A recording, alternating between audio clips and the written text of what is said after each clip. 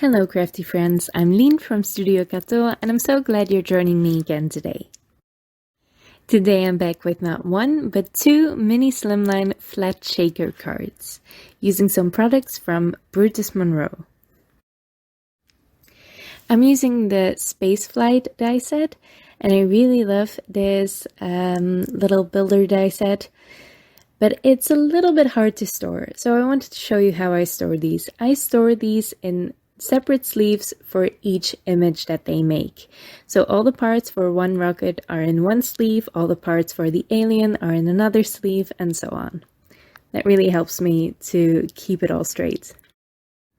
I die cut them from Canson Montval 200 GSM watercolor paper and inserted the pieces back in their negative space so it's easier to color them.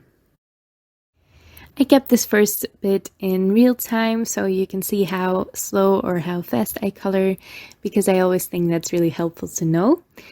I just put down some color with my marker straight to the paper, and then I'm blending that out with a fine paintbrush and some clean water, like I always do. I love just cutting out those dies from white paper or watercolor paper and coloring them myself, because I don't actually have that many different colors of solid cardstock.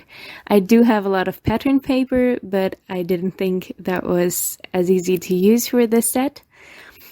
And I also just like that you can add any color you want. I think this adds a little bit more freedom to it than if you just use your cardstocks. So I really like coloring them myself. It does take a little bit of extra time. As you can see, this is sped up a lot, but I think it's worth it and it's fun to do. It also doesn't take that long. I think I only spent maybe half an hour at most coloring all of this, and there was a lot of drying time involved as well, so I really don't think it was that bad. If you're confused about all the little pieces, don't worry, I was too. Just keep the die set nearby. The die set, as I showed before, comes in a sleeve that has the example on it of all the little pieces nicely assembled, nicely colored, so you can also follow the colors on the sleeve. I think that will give a really nice result, but I chose to do it a little bit different. I'm also making enough pieces for 2 cards. I am making pieces for the rocket, and I'll use that on one Slimline card, one mini Slimline card, and I am making the alien and the spaceship and the little planet as well for another mini Slimline card. I will assemble both cards in this video and make a matching envelope example, so that's why it takes a little bit longer this time. But I think it's fun to see how you can make 2 very similar and yet very different cards in quite a small amount of time, I think. If you make them both together, you get 2 cards in, I'm not sure how long this took me exactly, but I think a little over 2 hours, maybe 2 hours and 15 minutes or something. So that's definitely more efficient than if I would have made 2 separate cards altogether. As you can see, I added some darker spots to the planet, to the little red parts I am using for the spaceship. I am not coloring this evenly. I think it adds a little bit more interest if you add some nice little details and some spots and splotches. I really like doing that when coloring dies. And I also wanted this spaceship to look a little bit aged, like it had been floating in space for ages. So that's why I am coloring the metal, as you will see later on, a little bit rusty colored, and that's why I chose to add splotches to the nice shiny red bits as well. So for the metallic pieces, as you can see here, and we'll see more in detail later, I added some gray. I then added some turquoise and some orange. I really like those colors to add a kind of aged look to silver, so that's what I did. Now the gray marker doesn't blend as well, so I first wet the paper and then add in my grays. I will add a lot of color and a lot of water to this cardstock, so you definitely have to use watercolor cardstock for this. You can't just get by with Bristol Smooth or anything like that. And I'm also adding paint like this by scribbling the marker down onto a slick surface. This slick surface, by the way, is just some laminated piece of paper. I used my Ranger non-stick mat first, and that got really dirty real quick, and I couldn't clean it off anymore. It got stained a little bit from inks and markers, and I thought this was easier to clean for my videos, so that's what I made. It's really fun to use as a watercolor palette as well, if you have these markers, or if you like to paint with your inks. As you can see, I'm not coloring this evenly at all. I'm actually trying to make it look splotchy, which isn't really hard to do, admittedly. But yeah, you don't have to have a nice even coat of watercolor. I'm also adding some actually metallic pieces with some glitter paint by Finetec. For the background, I am working on a piece for each card, so 2 pieces, of Canson Montval 200 GSM watercolor cardstock, and I die cut that with a die from the Mini Slimline Essentials die bundle by Pink Fresh Studio. It has a nice stitched edge, so that adds a little bit of detail. I'm making a galaxy background that is really easy by just ink smooshing some Distress Oxide inks onto that slick surface I made, and then onto my card. I am using cracked pistachio, peacock feathers. I'm also using blueprint sketch, faded jeans, not faded jeans, chipped sapphire. It's a nice deep blue, and some black soot. But all the inks and all the supplies will be listed in the description below. Now these Oxide inks really layer nicely on top of each other, so that's really fun for these backgrounds, but you do have to dry them in between. So in between each layer, I am cleaning off my palette, my mat, and I am also heat setting everything to speed up the drying process. To have a little bit more control over where the ink goes, I bring a piece of plastic, just a regular piece of plastic, to the ink, and then use that to transfer it to my card. Now, I didn't think my background was busy enough yet, so I'm adding a lot of splatter to this. I'm first adding some blueprint sketch splatter to both panels, and then I will also add some black splatter with more of that metallic paint by Finetec. But first, I will ink blend the edges with Versafine Onyx black ink. I prefer doing this over the black soot because this is blacker. The black soot Distress Oxide ink will have a white oxidized finish, so that's why I prefer this. And that's the black splatter I was talking about earlier. This is metallic, it has a really nice subtle shine to it, but I will add more sparkle later. Now I let that background dry first, and then I assembled my dies.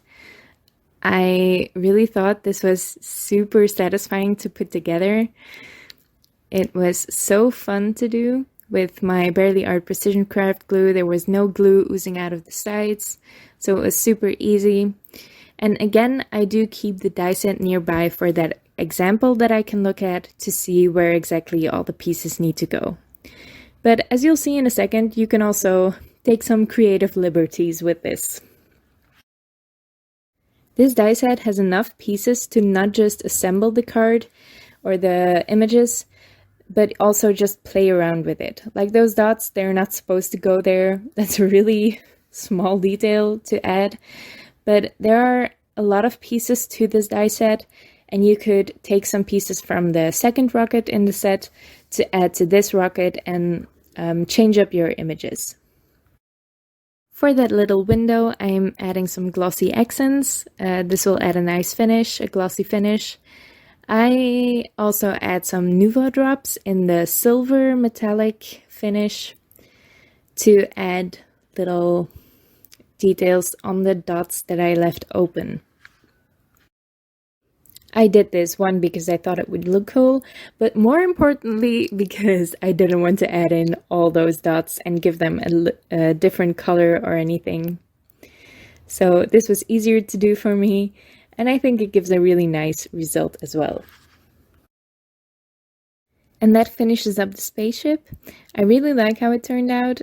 It looks really aged like I wanted it to, and it does look very shiny in the light. Now onto the alien and the spaceship. This was also very easy to assemble. There are less pieces for this. I did alter the base a little bit.